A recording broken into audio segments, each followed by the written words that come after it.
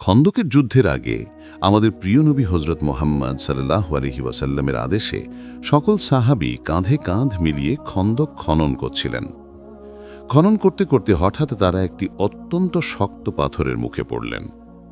সাহাবীরা দৌড়ে রাসূলুল্লাহ সাল্লাল্লাহু আলাইহি ওয়াসাল্লামের দরবারে হাজির হয়ে আর্জ করলেন, হে আল্লাহর রাসূল, খন্দক খনন করতে গিয়ে এক কঠিন পাথরের মুখে পড়েছি, যা কোনোভাবেই ভাঙা যাচ্ছে না।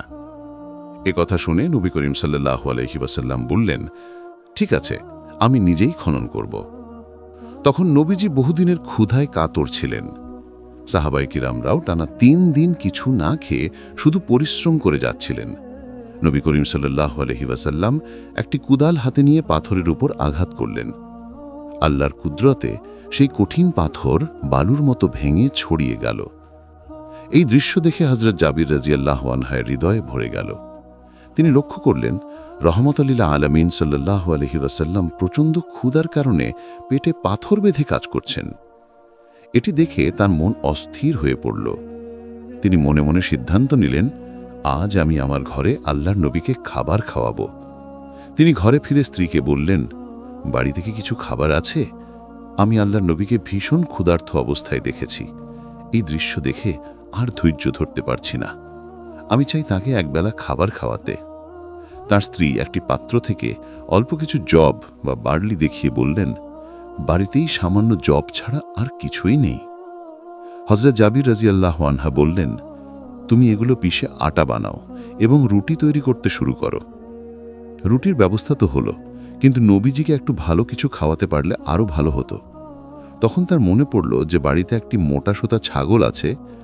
সঙ্গে সঙ্গে সিদ্ধান্ত নিলেন সেটিকেই জবাই করবেন। তারপর তিনি দ্রুত রাসূলুল্লাহ সাল্লাল্লাহু আলাইহি ওয়াসাল্লামের কাছে গেলেন এবং সালাম জানিয়ে চুপচাপ আর্জ করলেন, হে আল্লাহর রাসূল, আমি গরিব মানুষ, আমার বেশি কিছু নেই, কিন্তু বহুদিনের ইচ্ছে আপনাকে একবার নিজের ঘরে খাওয়াবো। যদি আপনি আমার দাওয়াত গ্রহণ করেন তাহলে আমার জীবনের বাসনা পূর্ণ হবে।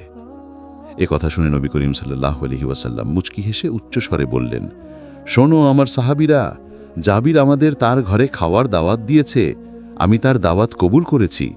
এখন তোমরা সবাই কাজ থামিয়ে দাও, আজ আমরা সবাই মিলে জোহরের নামাজের পর জাবিরের ঘরে খাবার খাবো। এ কথা শুনে সকল সাহাবার মুখে আনন্দ ছেয়ে গেল। হযরত জাবির রাদিয়াল্লাহু আনহু তো আনন্দে যেন পাগল হয়ে গেলেন। দ্রুত দৌড়ে বাড়ির দিকে রওনা দিলেন। কিন্তু কিছু দূর গিয়ে হঠাৎ তার মনে প্রশ্ন জাগল, এখানে তো 400 থেকে 1000 সাহাবী আছেন, আমি তো গরিব মানুষ, এত বড় লস্করের জন্য এত খাবার কোথা থেকে আসবে? হযরত জাবির রাদিয়াল্লাহু তাআলা আনহু চিন্তিত হয়ে পড়লেন, আমার কাছে তো খাবারের মতো কিছুই নেই, এখন কি হবে? এই ভাবনা নিয়ে তিনি আবার দৌড়ে নবী পাক সাল্লাল্লাহু আলাইহি ওয়াসাল্লামের দরবারে এসে আদবের সঙ্গে অর্জ করলেন, হে আল্লাহর রাসূল, আমি তো ভেবেছিলাম আপনি কিছু সাহাবীকে নিয়ে আমার বাড়ি আসবেন, কিন্তু আপনি তো সবাইকে দাওয়াত দিয়ে দিলেন। এতে তো প্রায় 1000 লোকের কাফেলা হয়ে যাবে। আপনি তো জানেন আমি গরিব ও অক্ষম মানুষ, এখন কি হবে? আমি তো কল্পনাও করিনি এমন কিছু হবে। নবী করিম সাল্লাল্লাহু আলাইহি ওয়াসাল্লাম মুচকি হেসে বললেন, হে জাবির, বরকত দানকারী তো আল্লাহ, তুমি চিন্তা করো না, ঘরে ফিরে যাও এবং খাবারের প্রস্তুতি নাও। তারপর নবীজি জিজ্ঞাসা করলেন, তোমরা আমাদের খাবারের জন্য কি প্রস্তুত করছো? হযরত জাবির বললেন, হে আল্লাহর নবী, ঘরে সামান্য কিছু জব আছে এবং একটি ছাগলের বাচ্চা আছে, সেই দিয়েই আমি ব্যবস্থা করতে চাই। নবী করিম সাল্লাল্লাহু আলাইহি ওয়াসাল্লাম বললেন, তাহলে আমার একটা কথা মনে রেখো, যখন মাংস রান্না করবে হাঁড়ির ঢাকনাটা শক্ত করে লাগিয়ে দিও, আর যখন আটার খামির করবে সেটিও ঢেকে রাখবে। আমি না আসা পর্যন্ত কোনো পাত্রের ঢাকনা খুলবে না। এই নির্দেশ শুনে হযরত জাবির রাদিয়াল্লাহু তাআলা আনহু খুব খুশি হলেন এবং বাড়ি ফিরে প্রস্তুতি নিতে লাগলেন। নবীজির দাওয়াত কবুল হওয়ার আনন্দের খবর তিনি তার স্ত্রীকে জানালেন। স্ত্রীও খুব খুশি হলেন। তখন হযরত জাবির রাদিয়াল্লাহু তাআলা আনহুর 2 সন্তান ছিল। বড় ছেলের নাম ছিল আব্দুল্লাহ, বয়স 8-9 বছর। জাবির রাদিয়াল্লাহু তাআলা আনহু তাকে ডেকে বললেন, বাবা আব্দুল্লাহ, এধারে আসো, আজ আমরা আমাদের ছাগলের বাচ্চাটিকে জবাই করব। আল্লাহর নবী আমাদের ঘরে খাবার খেতে আসছেন। তিনি বড় ছেলেকে সঙ্গে নিয়ে বাড়ির পাশেই গিয়ে ছাগলটির বাচ্চাটিকে জবাই করলেন, মাংস কাটলেন এবং রান্নার জন্য হাঁড়িতে চড়ালেন। তারপর জাবির রাদিয়াল্লাহু তাআলা আনহু রাস্তার দিকে তাকিয়ে থাকলেন, দেখেন নবীজি আসছেন কিনা। এদিকে ছোট ছেলে, যে ঘরের ভেতর ঘুমিয়েছিল, ঘুম থেকে জেগে উঠে তার প্রিয় ছাগল ছানাটিকে খুঁজতে লাগল। ওটাই ছিল তার সবচেয়ে প্রিয় সাথী। সারাক্ষণ সে সেই বাচ্চাটির সঙ্গে খেলত। বাচ্চাটি চারদিকে খুঁজেও ছাগলছানাটিকে পেল না। তখন সে বড় ভাই আব্দুল্লাহকে জিজ্ঞাসা করল, ভাই, আমাদের ছাগলের বাচ্চাটা কোথায়? আমি তো কোথাও পাচ্ছি না। আব্দুল্লাহ বলল, তুমি ঘুমাচ্ছিলে তাই জানোনি, আব্বাস সেটিকে জবাই করেছেন। ছোট ভাই অবাক হয়ে বলল, কোথায় জবাই করেছেন? আমাকেও দেখাও। তখন আব্দুফা ছোট ভাইকে সেই জায়গায় নিয়ে গেল যেখানে ছাগল ছানাটি জবাই করা হয়েছিল। সেখানে গিয়ে ছোট ভাই বলল, আমাকেও দেখাও কিভাবে জবাই করেছিলে। আব্দুল্লাহ বলল, দেখতে চাও? তাহলে এখানে শুয়ে পড়ো। মাত্র 2-3 বছরের সেই নিষ্পাপ শিশু সরল মনে মাটিতে শুয়ে পড়ল। আর মাত্র 8-9 বছরের সরল মনের আব্দুল্লাহ, যে তখনও বোঝার বয়সে পৌঁছায়নি, খেলতে খেলতে মজা করে ছুরিটা ছোট ভাইয়ের গলায় চালিয়ে দিল। ছোট ভাইয়ের গলা কেটে গেল, রক্ত ফোয়ারার মতো বের হতে লাগল। তার ছোট্ট দেহটি কেঁপে কেঁপে নিথর হয়ে গেল। এই ভয়াবহ দৃশ্য দেখে আব্দুল্লাহ ভয় কাঁপতে লাগল। ঠিক তখনই হযরত জাবির রাদিয়াল্লাহু তাআলা আনহু রাস্তার দিকে যাচ্ছিলেন নবীজি আসছেন কিনা দেখতে। তার পদধ্বনি শুনে আব্দুল্লাহ ভয় দৌড়ে পালিয়ে গেল এবং কাছের একটি খেজুর গাছে উঠে লুকিয়ে পড়ল। জাবির রাদিয়াল্লাহু তাআলা আনহু সেই জায়গায় পৌঁছে হঠাৎ নিজের ছোট নিষ্পাপ সন্তানের নিথর দেহটি দেখতে পেলেন। হযরত জাবির রাদিয়াল্লাহু তাআলা আনহু দেখলেন তার ছোট্ট সোনার ছেলে মাটিতে পড়ে ছটফট করছে। তিনি দৌড়ে গিয়ে তাকে কুলে তুলে নিলেন। কিন্তু ততক্ষণে তার প্রিয় সন্তান শেষ নিঃশ্বাস নিয়ে চিরতরে এই দুনিয়া ছেড়ে চলে গেছে। তার ছোট্ট দেহ ঠান্ডা ও নিথর হয়ে গেছে। এই দৃশ্য দেখে হযরত জাবির রাজির বুক যেন ফেটে গেল। তিনি নিজের হৃদয়ের টুকরো সন্তানকে বুকে জড়িয়ে ধরে জোরে জোরে কাঁদতে লাগলেন। কিছুক্ষণ পরে নিজেকে সামলে নিয়ে মনকে বুঝালেন, আল্লাহর উপর ভরসা রাখলেন এবং ছেলের নিথর দেহটি কোলে নিয়ে ঘরের দিকে রওনা দিলেন। বাড়ি পৌঁছে তিনি উচ্চস্বরে স্ত্রীকে ডাকলেন। স্ত্রী রান্নাঘর থেকে তাড়াতাড়ি বেরিয়ে এলেন এবং ভয়ে বললেন, কি হয়েছে? আপনি কাঁদছেন কেন? এই চিৎকার কেন? হযরত জাবির রাজি কাঁদতে কাঁদতে বললেন, স্ত্রী, আমাদের সোনার ছেলে আর এই দুনিয়ায় নেই। সে আমাদের ছেড়ে চলে গেছে আল্লাহর কাছে। এ কথা শুনে তার স্ত্রী বুক ফাটা কান্নায় ভেঙে পড়লেন। তিনি চিৎকার করে বললেন, না, এটা হতে পারে না। আমি বিশ্বাস করতে পারছি না যে আমার লাডলা আমাদের ছেড়ে চলে গেছে। তখন হযরত জাবির রাজি তাকে শান্ত করে বললেন, সবর করো, নিজেকে সামলাও, একটুও কেঁদো না। আজ আমাদের প্রিয় নবী সাল্লাল্লাহু আলাইহি ওয়াসাল্লাম আমাদের ঘরে আসবেন। যদি তিনি আমাদের কাঁদতে দেখেন তাহলে নিশ্চয়ই কারণ জিজ্ঞেস করবেন। আমরা তাকে কি জবাব দেব? তাই আমি বলছি, তুমি মোটেও কেঁদো না। এরপর তিনি ছোট ছেলের লাশটি রান্নাঘরের পিছনে গিয়ে একটা কম্বল দিয়ে ঢেকে রাখলেন। তারপর তিনি বড় ছেলে আব্দুল্লাহকে খুঁজতে বাইরে রাস্তায় গেলেন। বেশ কয়েকবার ডাক দিলেন, কিন্তু ভয় পেয়ে আব্দুল্লাহ কোনো সাড়া দিল না। সে তখনও খেজুর গাছের চূড়ায় চুপচাপ লুকিয়ে বসেছিল। তার মনে ভয়, যদি আব্বা আমাকে দেখে ফেলেন তাহলে নিশ্চয় মারবেন। তাই সে চুপ থাকাই ভালো মনে করল। হযরত জাবির রাজি যখন ছেলেকে খুঁজে পেলেন না, তখন আবার পথের দিকে তাকালেন, নবীজি আসছেন কিনা। তারপর বাড়ির দিকে ফিরতে লাগলেন। ঠিক তখনই পেছন ফিরে তাকাতেই তিনি দেখলেন বড় ছেলে আব্দুল্লাহ খেজুর গাছ থেকে পড়ে মাটিতে তড়পচ্ছে। তিনি ছুটে গিয়ে ছেলেকে বুকে তুলে নিলেন। কিন্তু আফসোস, গাছ থেকে পড়ার আঘাত এতটাই গভীর ছিল যে আব্দুল্লাহর প্রাণও নিঃশেষ হয়ে গেল। মাত্র কিছুক্ষণের ব্যবধানে তার দুই প্রিয় সন্তান একে একে তার চোখের সামনেই দুনিয়া ছেড়ে চলে গেল। এই বেদনা, এই কষ্ট ভাষায় প্রকাশ অসম্ভব। হযরত জাবির রাজি বড় ছেলেকে কোলে নিয়ে হাহাকার করে কাঁদতে লাগলেন। তিনি জোরে জোরে স্ত্রীকে ডাকলেন, ও স্ত্রী, কোথায় তুমি? স্ত্রী তখন রান্নাঘরে খামির করা আটা প্রস্তুত করছিলেন। স্বামীর কান্নার শব্দ শুনে দৌড়ে বেরিয়ে এলেন। দেখলেন হযরত জাবির রাজি তার বড় ছেলের নিথর দেহ কোলে নিয়ে কাঁদছেন আর চোখের জল থামছে না। স্ত্রী চিৎকার করে উঠলেন, না, এটা হতে পারে না। আমি বিশ্বাস করতে পারছি না যে আজ আমাদের প্রিয় নবী আমাদের ঘরে খাবার খেতে আসবেন আর আজই আমাদের দুই সোনা সন্তান আমাদের ছেড়ে চলে যাবে। আমি এটা মেনে নিতে পারবো না।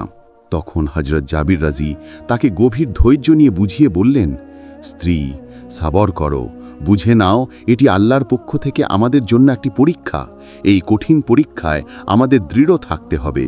যদি আমরা কান্নাকাটি করে অস্থির হয়ে যাই তাহলে এই পরীক্ষায় আমরা পাশ করতে পারবো না। দেখো, আজ আমাদের প্রিয় নবী আমাদের বাড়িতে আসতে চলেছেন। যদি তিনি আমাদের এই অবস্থায় কাঁদতে বিলপতে দেখেন, তাহলে হয়তো তিনি বাড়ির খাবারও খাবেন না। আমরা আমাদের সন্তানদের হারিয়ে কষ্ট অনুভব করতে পারি, কিন্তু আমাদের নবীর হৃদয়ে কষ্ট দেওয়া, এটা আমরা কোনোভাবেই সহ্য করতে পারি না। তাই চুপ থাকো, সবর করো, আর খাবার তৈরির প্রস্তুতি সম্পূর্ণ করো। এই কথা বলে তিনি তার বড় ছেলে আব্দুল্লাহর লাশ ছোট ছেলের পাশে এনে চাদর দিয়ে ঢেকে দিলেন। তারপর রাস্তার দিকে তাকিয়ে দেখলেন আমাদের প্রিয় নবী সাল্লাল্লাহু আলাইহি ওয়াসাল্লাম উটের পিঠে সাওয়ার হয়ে তাদের বাড়ির দিকে এগিয়ে আসছেন। জাবির দৌড়ে নিজের বাড়ির দিকে গেলেন। পিছনে সাহাবাদের একটি দীর্ঘ সারি দেখা যাচ্ছিল। তিনি তার প্রিয় নবী রাসূলুল্লাহ সাল্লাল্লাহু আলাইহি ওয়াসাল্লামের আগমনকে স্বাগত জানিয়ে বললেন, ইয়া রাসূলুল্লাহ, আমাদের বাড়িতে আপনাকে স্বাগত। এরপর তিনি নবীকে ঘরের ভেতরে নিয়ে এলেন এবং তার স্ত্রীকে ডাকলেন, আল্লাহর রাসূল আমাদের বাড়িতে এসেছেন, দ্রুত খাবার প্রস্তুত করো। জাবিরের স্ত্রী আটা মিশিয়ে এক প্রকার ঘোল তৈরি করে নবীর সামনে আনলেন। নবী তাদের সামান্য লাল রং মিশিয়ে খাবারের বরকতের জন্য দোয়া করলেন। তারপর তিনি গোস্তের হাঁড়ির কাছে গিয়ে তাতেও বরকতের জন্য দোয়া করলেন এবং বললেন, তোমরা এই হাঁড়িটিকে চুলা থেকে নামিও না, এই হাঁড়ি থেকেই সবার জন্য খাবার পরিবেশন করো। এরপর জাবির ঘরে বসার ব্যবস্থা করলেন। দস্তারখান বিছানো হলো, কিছু সাহাবীকে ঘরের ভেতরে বসানো হলো আর বাকিদের উঠোনে। নবী ঘরের ভেতরে বসতে যাচ্ছিলেন, তার এক পা ঘরের ভেতরে আরেক পা বাইরে। ঠিক তখনই আল্লাহর হুকুমে ফেরেশতা হযরত জিবরাইল আলাইহিস সালাম উপস্থিত হলেন। তিনি নবীকে সালাম জানিয়ে বললেন, হে আল্লাহর রাসূল, আমি আল্লাহর পক্ষ থেকে সংবাদ নিয়ে এসেছি। আজ যখন আপনি জাবিরের বাড়িতে খাবেন, আল্লাহ তাআলা নির্দেশ দিয়েছেন যে আপনি জাবিরের 2 সন্তানকে নিয়ে তাদের সঙ্গে একসাথে খাবেন। এরপর নবী ঘরে প্রবেশ করলেন এবং বাইরে থাকা পাটিও ঘরের বাইরে রাখলেন। তিনি জাবিরকে বললেন, জাবির, তোমার 2 ছেলে কোথায়? তাদের ডেকে আনো, আমরা সবাই তাদের সঙ্গে বসে খাব। জাবির বিনীতভাবে বললেন, ইয়া রাসূলুল্লাহ, তারা তো ছোট শিশু, হয়তো কোথাও চলে গেছে, আপনি সবাই আগে খেয়ে নিন, তারা পরে খাবে। কিন্তু নবী বললেন, না, এখনই তাদের ডেকে আনো, আমরা সবাই একসাথে তাদের সঙ্গে বসে খাব। জাবির রাদিয়াল্লাহু তাআলা আনহু কিছুক্ষণ দ্বিধায় পড়ে গেলেন, কিন্তু নবী করিম সাল্লাল্লাহু আলাইহি সাল্লামের কথা শুনে সঙ্গে সঙ্গে সন্তানদের ডাকতে গেলেন। রাসূলুল্লাহ সাল্লাল্লাহু আলাইহি সাল্লাম বললেন, জাবির, তুমি বুঝতে পারছো না, তোমার সন্তানদের সঙ্গে খাওয়া আমার ইচ্ছা নয়, এটা আল্লাহর ইচ্ছা। এখন আর দেরি করো না, তাড়াতাড়ি তোমার সন্তানদের আমার কাছে নিয়ে আসো। জাবির কিছুক্ষণ চুপ রইলেন। হঠাৎ নবী করিম সাল্লাল্লাহু আলাইহি সাল্লাম ঘরের ভেতর থেকে হালকা কান্নার শব্দ শুনলেন। তিনি জিজ্ঞাসা করলেন, জাবির, ঘরের ভেতরে কে কাঁদছে? জাবির রাদিয়াল্লাহু বিনীতভাবে বললেন, হুজুর, আমার সঙ্গে চলুন, আমি আপনাকে সবকিছু দেখাবো এবং আপনার সব প্রশ্নের উত্তর মিলবে। এই কথা বলে তিনি নবী করিম সাল্লাল্লাহু আলাইহি সাল্লামকে রান্নাঘরের পেছনের দিকে নিয়ে গেলেন। সেখানে তিনি দেখালেন তার 2 সন্তানের নিথর দেহ, যেগুলো চাদর দিয়ে ঢাকা ছিল। জাবির কাপা কণ্ঠে বললেন, হে আল্লাহর রাসূল, এরা আমার হৃদয়ের টুকরো, এরা আর আমাদের মাঝে নেই, এরা দুনিয়া ছেড়ে চলে গেছে।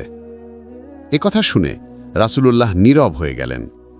কিছুক্ষণ তিনি চুপচাপ দাঁড়িয়ে রইলেন।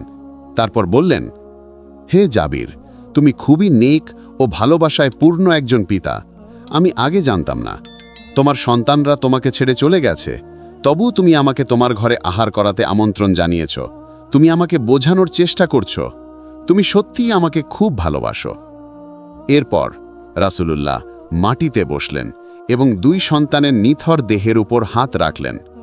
তিনি বললেন, হে জাবিরের সন্তানরা, আমি আল্লাহর রাসূল, আমি তোমাদের ডাকছি, উঠে দাঁড়াও এবং আমার সঙ্গে খাবার খাও।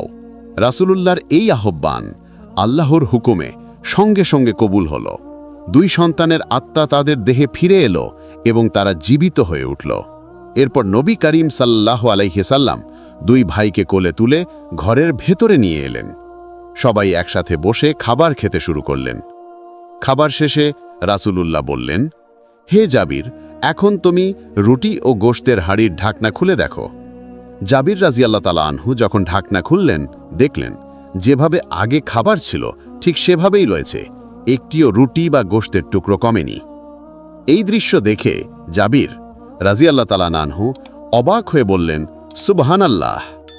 এই ঘটনার মাধ্যমে স্পষ্ট হয়ে গেল যে সাহাবারা তাদের প্রিয় নবী মুহাম্মদ সাল্লাল্লাহু আলাইহি ওয়াসাল্লামের প্রতি কত গভীর ভালোবাসা ও বিশ্বাস রাখতেন।